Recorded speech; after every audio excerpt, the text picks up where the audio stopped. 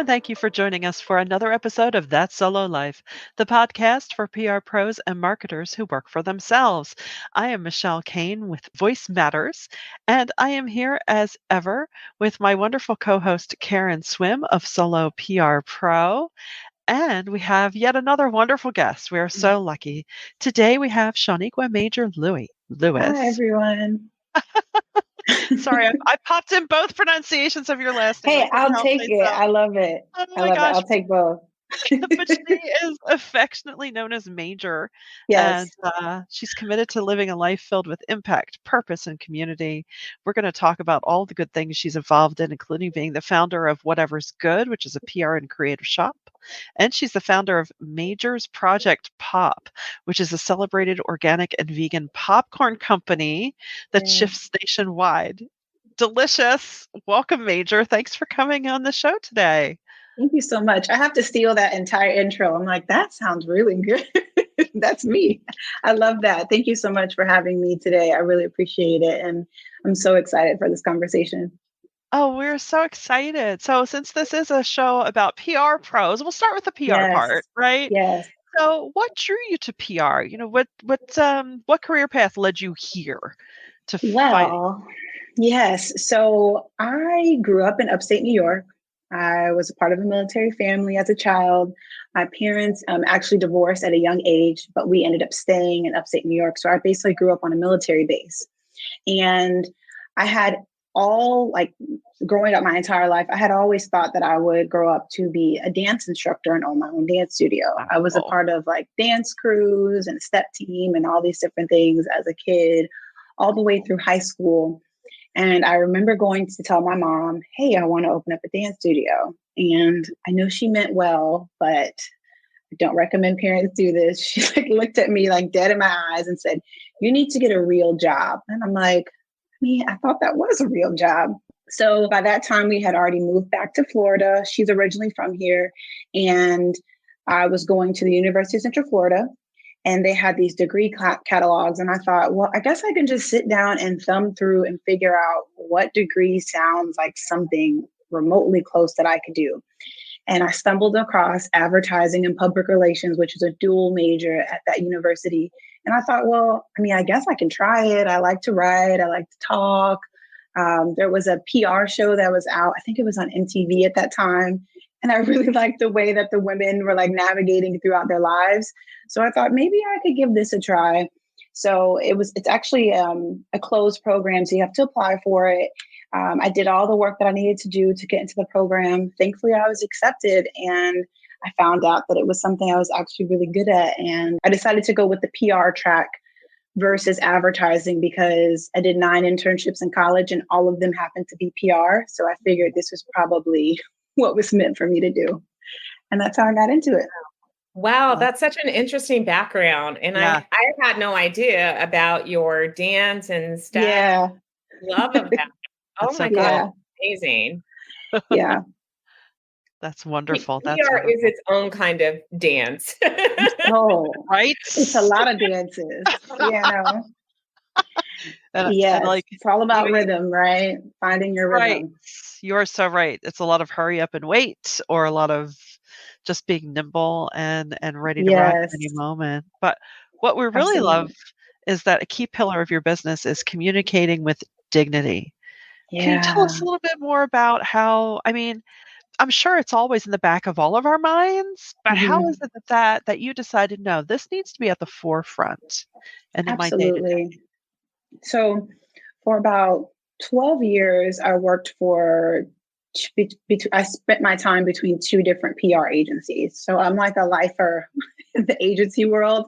I Yeah. stayed at agencies for a very long time. So I was at one agency for 11, and then the other agency for 5.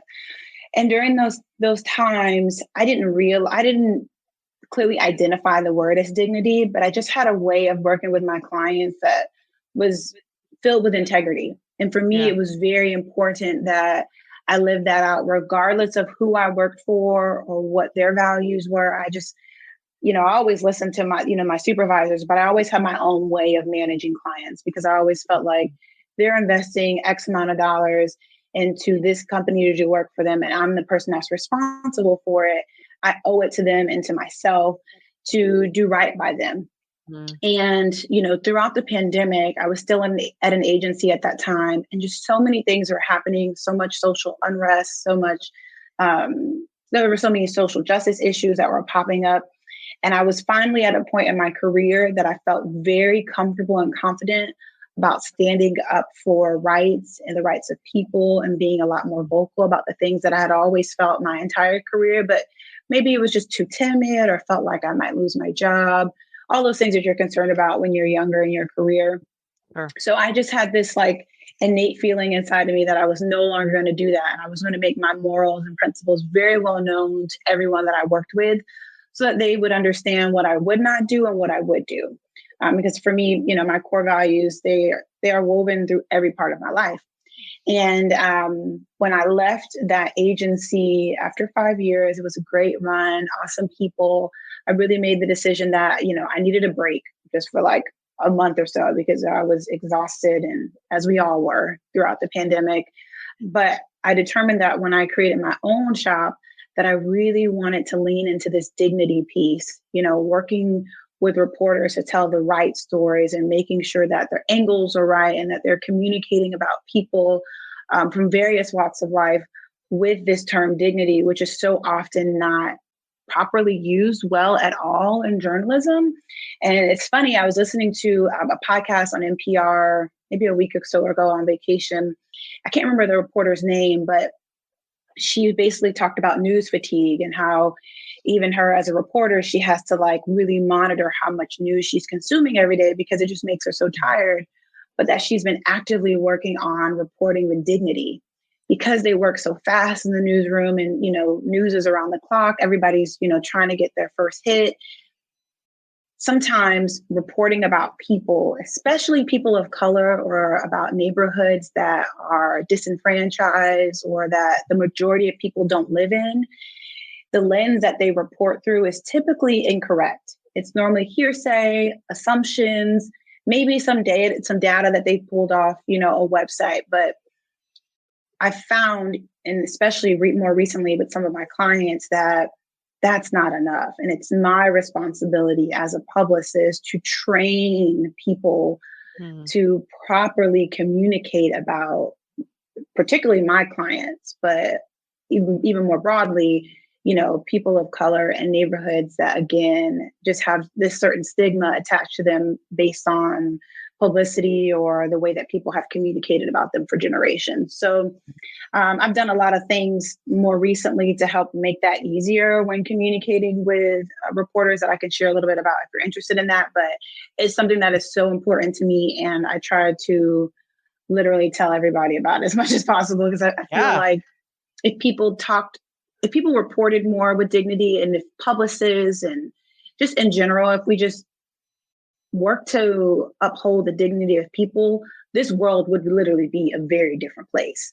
But we don't often do that. So, we deal with a lot of strife, and there's, issues within communities and such. So it's really important to me as a publicist. And I find that a lot more people are talking about it. They might just not use that term right now.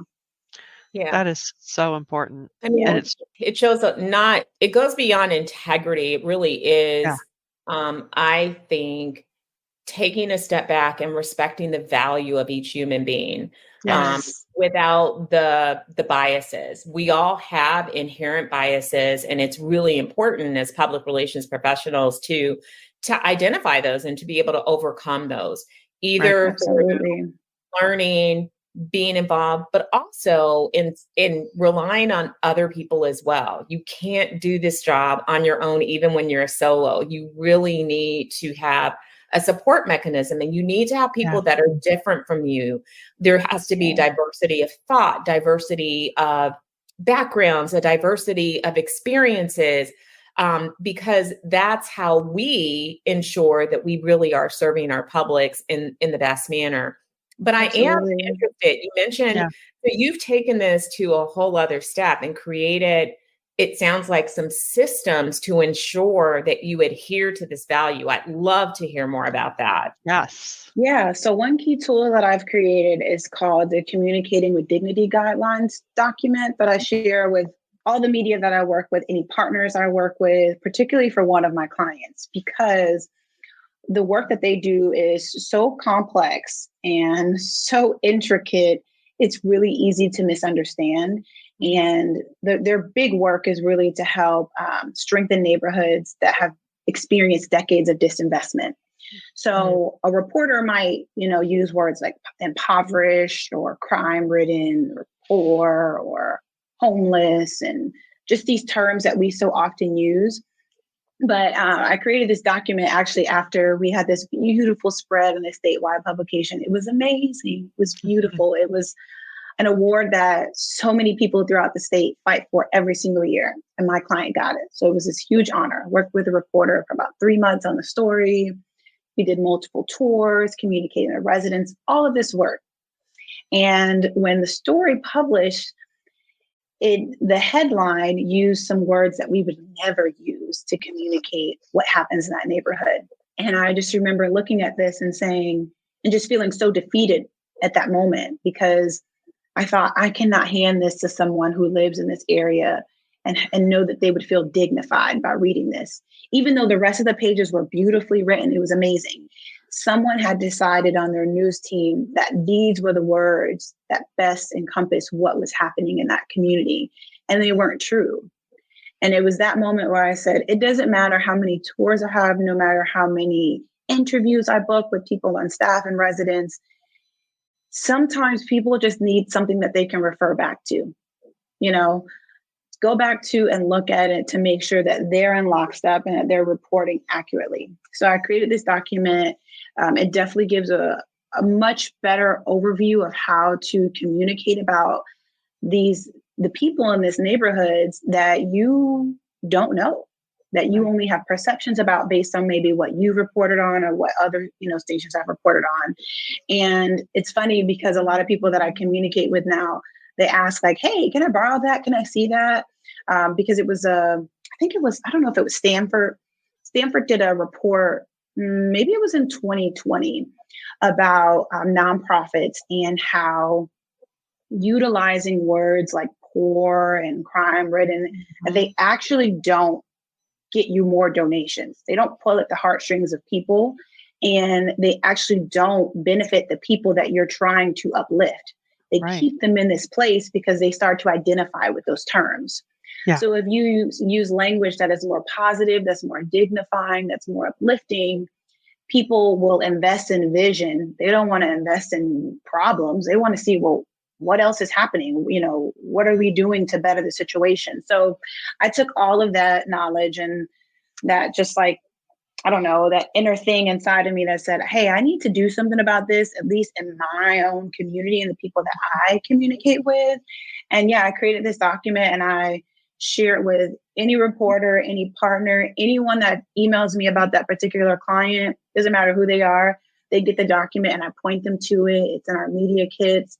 And it's definitely, it's crazy, but in the last 6 months, the reporting has drastically changed. Wow. And it's wild to see.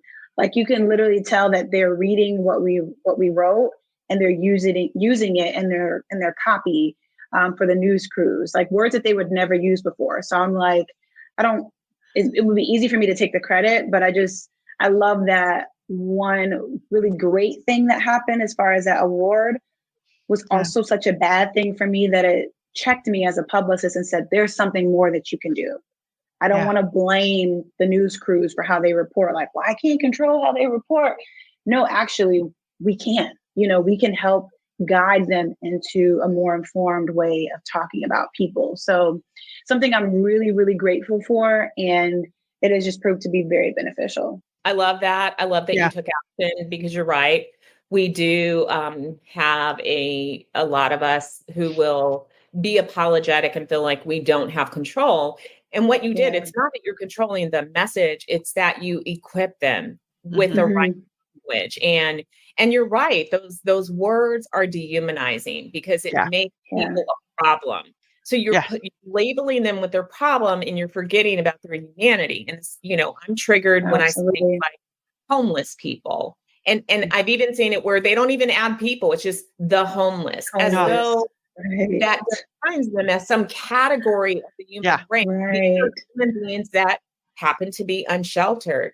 They all Right. have stories. They have families. They have people who love them. They have backgrounds and histories. They're members of the human race.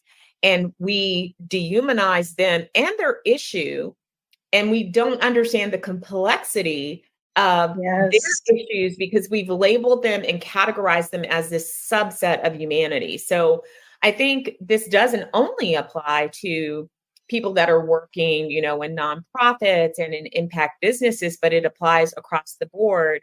That a key takeaway today for our audience is take another step. Just if you're feeling frustrated, equip the people that are reporting on your clients with the right language, because Yeah. I believe the journalists are completely overwhelmed, just like Yeah. the rest of us. Yes. And having Exactly. a tool that helps them to tell a richer, better story and to use language that's more effective, more inclusive is a good thing. I think that they will welcome that. But I sometimes see public relations pros that are afraid Mhm. to communicate with journalists like human beings. They don't treat Yeah. dignity. They're so afraid that, oh, they're going to tweet about me and say that I was pushy, or, I'm going to end up in, the bad pitch blog post. And we have to we can't be ruled by fear. No, No, no, we can't. we can't. And I We can't. and I think reporters, and I mean, my approach with any reporter throughout my entire career is to not treat them like a reporter, is to treat them like a human, Right. I Right. never want to only reach out to someone I need something. Right. Right. It's like sometimes it's just sending them a message to say, hey, I was thinking about you, or I read your story, it was amazing, or helping them out, even when it's not your client. I found that doing some of those things just helps break the barriers down so that when I do need to help coach them a little bit or give them a little bit more wisdom on how to communicate about something, they're open to it because I'm not just that pesky, publicist who keeps bothering them with pitches that aren't relevant to their beat. Yeah.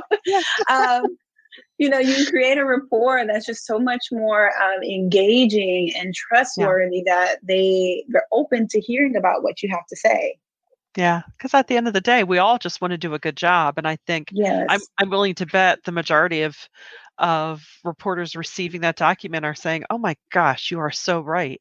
I can't Yes. keep perpetuating these terms and this language just because it seems to flow easily, and, that it may unfortunately be secondhand," and you think, "Wait a second, no, we need to check ourselves and how we're framing Absolutely. things," because that influences how the public thinks about these humans and Yeah. these situations. So it's really important stuff. That's well, I've gotten my inspiration for the moment for that. That's great. Mhm. Definitely. And Yeah, this leads perfectly into our next question. When you talk about dignity, you also are very much an advocate for diversity, equity, and inclusion.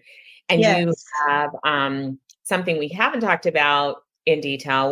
We've been on the PR, but you've also taken that to heart. These two messages, I love the way that you have created alignment in your life, not only in your PR business, but in your popcorn business. Yeah. So tell us about, what you're doing with DEI and how that plays across both of your businesses and sort of the impact that you've been able to make in that area.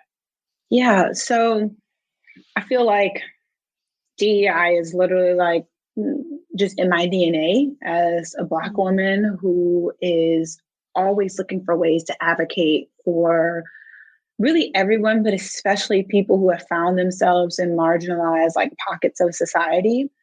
And it has become so important to me, especially working in PR where a lot of people don't look like me.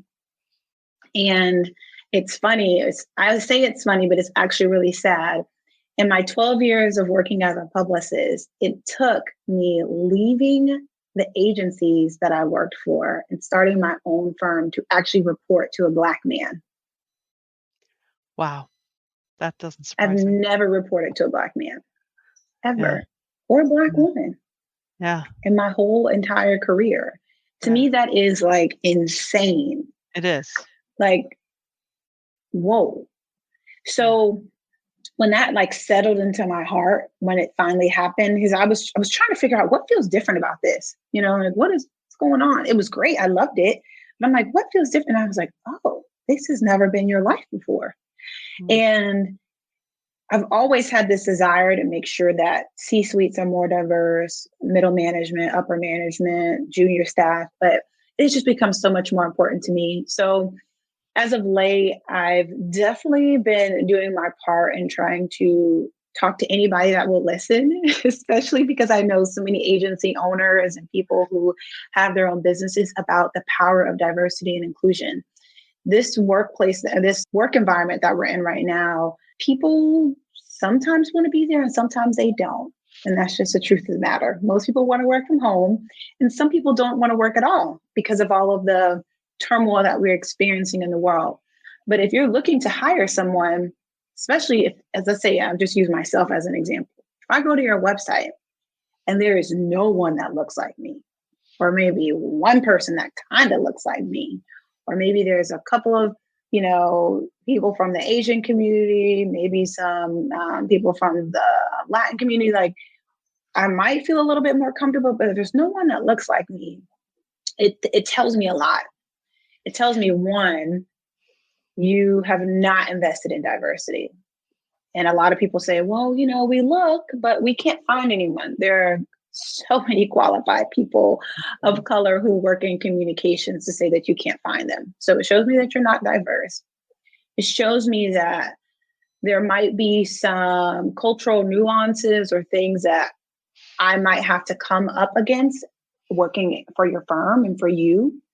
It also tells me that I might not be understood at all times, and that I might not feel like I'm truly a part of something, because we won't go on that tangent, but people who are like one of 30 in a workplace, there's just so many things that you deal with on a day-to-day basis that really no one can understand. And I dealt a lot with that over my career. So I understand it very personally. So I'm always advocating for people to do the work, find someone, talk to someone like me. Ask me, hey, how do I create a more diverse work environment for people that work here? And I don't care if you're Black or whatever. I think all firms should be diverse. I don't think that, because if your firms aren't diverse, then there's really only maybe a couple of people that you can work with client-wise, and they got to be talking to a certain audience. Because I think you do your clients a supreme disservice to ever try to properly promote to a community that you do not have any type of connection with within your agency. It's just not good. Then you're just kind of making up stuff, having to hire out someone to support who's not really, internal. It just becomes, it's not good. So I'm always advocating for people to look at their firms, take a look at your own website and see, like, if I were someone else, would I want to work here? And if that's not the answer, invest in someone who works in the DEI space and ask them to help you. Now on my on my popcorn side, I just light up when I talk about popcorn. This is so fun for me. But, the POP and Majors Project POP means people and purpose over profits. So people mean so much to me, right? And upholding the dignity and all the things that we've talked about before. So for me, it's really important that I show up as my authentic self with this business, because when I first started, I did hear a couple of people say, like, are you sure you want to show your face? Like, some people might not want to support if they know you're a Black owned business. I was like, I battled with that for a little bit. I'm like, maybe, I don't know. I don't know who's out there, like if they're going to be interested in buying from me or not. I know that sometimes can sway people, but when somebody puts that bug in your ear, it's like, oh, I wasn't even thinking like that. Yeah. And then somewhere down the line, maybe it was like a year or so in, I was like, forget that. They're going to get this face and they're going to know who's behind it. And my hope is that I inspire other people who look like me or other women in the world to say, like, you can literally go after your dreams and start something. I had this popcorn company. I started 8 years ago. 8. So I was working as a publicist full-time for an agency and starting a job. So I was, in my mind, I think I was inspiring a lot of people. I was showing people you could have a side hustle and have a full-time job. I'm a Black, woman operating in this world. you can do it too. And to see people that come up to the tables at events and little girls and little boys who are just inspired to hear, oh, is this your company? And I'm like, yeah, this is my company. And I walk them through my story. It just shows them that, you can actually do something that you love and make money from it. A lot of people don't see that as a possibility for them at all. So for me, it's just so important to just live my life as authentically as possible so that I can be like a living, breathing example that it doesn't matter what your ethnicity is, what your gender is, like joy and happiness in the workplace of whatever you choose is a possibility for you. So that's kind of like my posture when it comes to popcorn and why I try to show up as much as I do as myself in my many forms so that other people can maybe just get a glimpse of inspiration about what they want to do in their life. I think that's fantastic. And so, so you've got 2 businesses. How do you stay organized? How do you keep it all together? Am I organized? Yes, you must be. So I have a great husband who also he has a marketing and podcast studio. He also does real estate, but he is like the other side of my brain that barely works, which is like he's very organized and very like into tech and systems. I try to be a systems person, but like for him, it's natural. So he sets me up on Notion. I don't know if you all use Notion, but it is an amazing tool that I use to organize my entire life. So both businesses live within Notion. If it doesn't hit my Notion boards, I might forget about it. So every order I have for popcorn, events, press release I might have to write, pitches, media tours, everything goes within this one place. And it's kind of like a pegboard or like a whiteboard, but just digital and on my computer that I can change and use it for an app at any given time. So I do that, and I really just give myself a lot of grace. Like for some reason, I'm very appreciative. Typically when PR is very busy, popcorn is slower. So I've got this like natural rhythm that happens in my life that I'm just very grateful for because they typically aren't popping at the same time, which I so appreciate because I'm a solo on both sides. So it would be too much for me to handle. But Notion is literally my best friend. I don't really use any other organizational tools besides Notion, and it encompasses my entire life. And without it, I would probably have a ton of sticky notes and notebooks with like half written things all over my house, but I don't. I just have one app that keeps it all together for me. That's incredible. I love it. I'm going to check that out. Yeah, it's good. And they sell templates for it. My husband, he set me all up. Oh, wow. That's so he did cool. a great job. So like you can design it the way that you like it to be. But even on Etsy, if you type in like Notion, there are templates that people have already designed that you can just download and upload to your Notion that are already all set for you. Very, very cool. Awesome. Yeah, Notion is super popular in the tech world. So I work tech PR, very popular. Yes. I would not know about it if it weren't for my husband. Well, while we're talking about your popcorn, I did notice when I was looking at the website, you have different flavors. Yeah. So I have my OG kettle corn, which is, I always tell people it's similar to like what you normally think about, like sweet and salty kettle corn, but just much more elevated. So we use, for all of our recipes, we use an organic non-GMO kernel and organic and vegan cane sugar. A lot of people don't know that most processed sugars are not vegan because they are processed through bone char, which makes them not vegan. So we use organic and vegan cane sugar and an organic unrefined coconut oil and Himalayan pink salt. That's what makes the OG flavor. And then I know Karen just ordered her lemonade. That is a limited time summer flavor that we have. We also roll out peppermint during the holidays, which is so good. It's literally one of my favorite things that I've ever made and that I have ever eaten in my life. I love it. And we're about to roll out pumpkin spice. We'll be right in alignment with Starbucks when they roll it out. We'll be right alongside them rolling out pumpkin spice.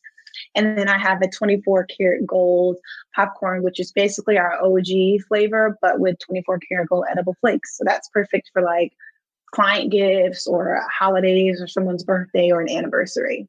Well, if you're listening to us and not watching us, Karen just made that face of absolute joy when you mentioned that flavor.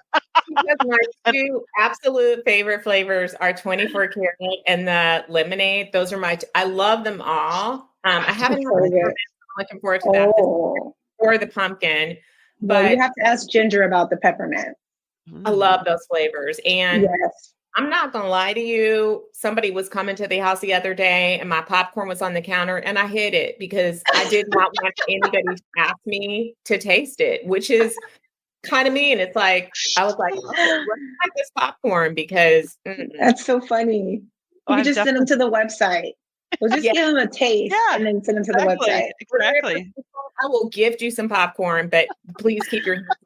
That is so funny. I didn't want to get into it. I didn't want to be the mean girl that has somebody else. That's fine. It's a nice way just to avoid controversy. Just put it away. Put it away. And not even. I'm definitely going to have to place an order because I am the person who we have our little small town movie theater. I've been known to just pop in to get popcorn and take it. That's so funny. I love that. Movie. Just give me a bucket. And for the people who, are out there and think, vegan is some form of wokeism, please do not get it confused. It is vegan. It is delicious. Vegan does not mean tasteless. It is you can feel good about eating this because it is healthier than your typical popcorn, but it is delicious. Delicious. Yes. I always tell people the things that all of us love in life are vegan already. We love onions. We love apples. We like carrots. We like potatoes. All of those things are vegan. So, that those movie theaters, a lot of that movie theater butter is flavorful. It's vegan. It is. The way. That's really true. So you think you're getting butter, but you're really not. I've had it before. So how about that? Yeah. Yeah. That's another podcast episode. Yeah, right. So when it gets down to it, if you had to choose, which I know I'm a little annoyed with, like, what do you mean? Do I have to choose? I don't want to have to choose. But if you had to choose, would it be PR or popcorn? Well, okay. So I'll tell you this. This is probably not the answer you're looking for, but I'll tell you this. So it's okay. When I was working for my last agency, I really felt this tension of not communicating to people about what I did outside of work, which was popcorn. And it meant so much to me because I really feel like popcorn to me is not like, it's less about me making popcorn and more about the impact and education that I get to do while making it. That's so important to me. So a big part of me leaving that job, aside from me being really exhausted and wanting a change, was really wanting to be able to pursue both the things that I love in my life at the same time. Mm-hmm. So I would say that I would have to keep both. Yeah. No. I won't choose. Yeah. Well, honestly, I think you can do your PR through your popcorn. I mean, that's your story. Can. Yeah. So it was kind of a trick question we came up with. But. No, it's a good question though. But I definitely felt that tension. Sometimes it's like that. Like even if you work for a job and, sometimes they want to know that you're fully in. Even if you're fully in, you still have a life outside of work. But I felt that tension and I said, hey, I really, again, want to live as my authentic self. And I don't want to have to hide things that I'm doing. And it was getting to a point where it was becoming too hard to hide. So I'm like, I'll leave this, start my own thing and keep doing popcorn. And here we are. That's awesome. I think that's perfect. And if you want to that all the other budding entrepreneurs or, people that are looking at PR out there, pick up some really key things. One is that there are no limitations. There's only the limitations that you create for yourself. And that when you are purpose driven, that purpose can express itself through different channels. You don't have to choose one thing. And I think, that was a defining moment for me. Someone gave me that advice so many years ago before we had the term side gig and before they said and it was actually my brother, God rest his soul, who said, you don't have to do one thing. And I was like, wait, what? I don't understand. No one's ever said that to me.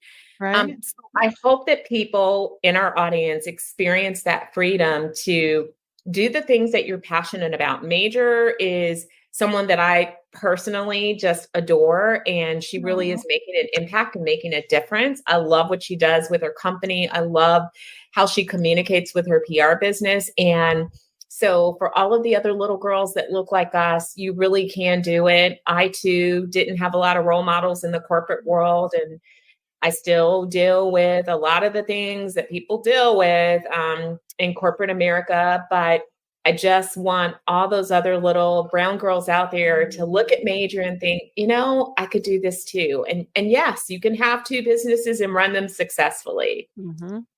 Yes, you can. Absolutely. Absolutely. And I think it's so key what you said about just following your purpose. I don't think you can ever Yes. go wrong if you follow your purpose. You can't. You No. can't. And No. it's just been the biggest blessing that I didn't know that this life was possible for me. Like literally thank God for my husband and people around me who said, you can actually do this by yourself. Like, Yeah. you can start your own company. You don't Yeah. have to do what you've been doing. Like, you can do it. And Yeah. it was, those voices in my ear, kind of silenced my fear and allowed me to step out and say, okay, I'm going to do this. And Yeah. I wake up with joy every single day. This has never been my life. I wake up with bliss and joy. It doesn't matter what's on my to-do list. I'm just in a completely different place than I've ever been before. And it's not to say that it's always going to be like that, right? We go through a lot as business owners, but I think it's just a different type of joy because I actually am doing what I know I'm supposed to be doing in my life. I think that's fantastic. Well, Yeah. what a perfect note to end it on. And if you want to find Major online, pretty much I would say the hub is at majorcreates.com. Would that be right? Is that a good place to So find yeah, you? you can go to majorcreates.com. Yeah, that's a great place. That'll take you to there. You can access whatever's good website as well as Project Props website. Awesome. Yeah. Well, gosh, we can't thank you enough for spending some of your day here because I Thank know you for having really me. with two businesses to run, you got a few things going on. But yeah, we I do. just can't thank you enough. And I'm going to go order some popcorn. And to all of our listeners out there, we hope that you were inspired today because this was truly, I think, one of our more inspiring episodes. So we thank you for listening. Please do share this around because we need some goodness in this world. And thank you for listening to That Solo Life.